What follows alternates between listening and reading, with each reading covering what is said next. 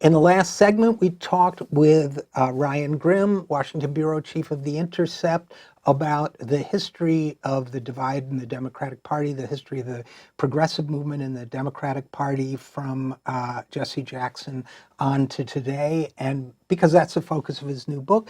But it's also, as I was mentioning in the opening monologue, it's also where Democrats fight their proxy wars for to define their own values. And it's interesting how that plays out, sometimes inspiring, sometimes troubling, mostly troubling, sometimes inspiring. And I'll get to that in a second. First of all, as I record this monologue, Joe Biden has just announced his entry into the race. I'll talk more about his announcement later in the program. But as of now, as of the latest polling data that we have, I just want to run through the Democratic presidential primary. First of all, the idea that someone's going to successfully challenge Trump is ridiculous. I know that William Weld, the former governor of Massachusetts, says he's going to challenge Trump for the Republican nomination. There is no Republican that's going to unseat Donald Trump, and certainly not William Weld, who is arguably so boring as an individual that he may be an alien with some sort of strange psychic power to make time slow down in his presence.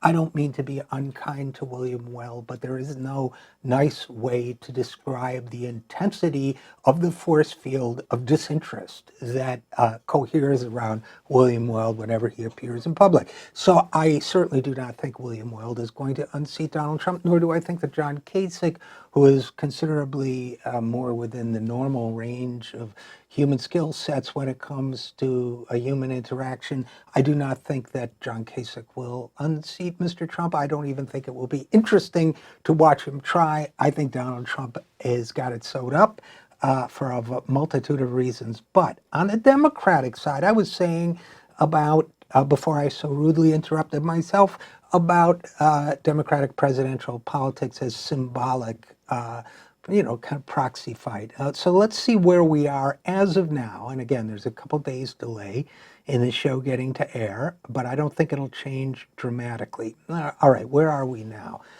Joe Biden, according to the Monmouth poll, has 27% of the Democratic primary vote. Sanders has 20%, Bernie Sanders. Kamala Harris has 8%, which is interesting because she's not getting a lot of press play compared to Biden, Sanders, Buttigieg, O'Rourke, in that order. In fact, the most interesting thing to me about the press coverage of the Democratic primary is the pronounced lack of coverage, relatively speaking, for the female candidates in this race. It strikes me an awful lot like sexism. I don't understand why, with all of her fascinating policy proposals, for example, I don't understand why Elizabeth Warren isn't getting huge coverage in this race.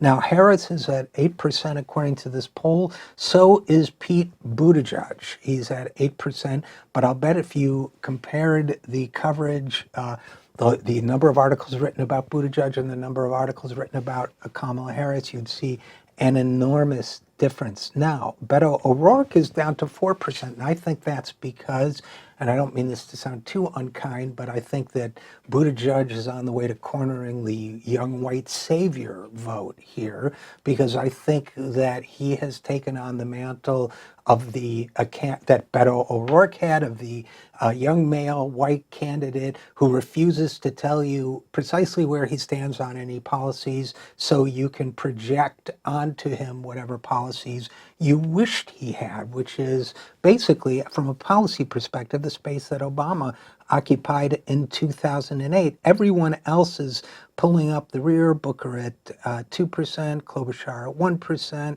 Hickenlooper at 2%, Gillibrand effectively at 0. So this race remains up in the air, but symbolically, we have the change agent, the establishment, and the young white symbols of change and hope.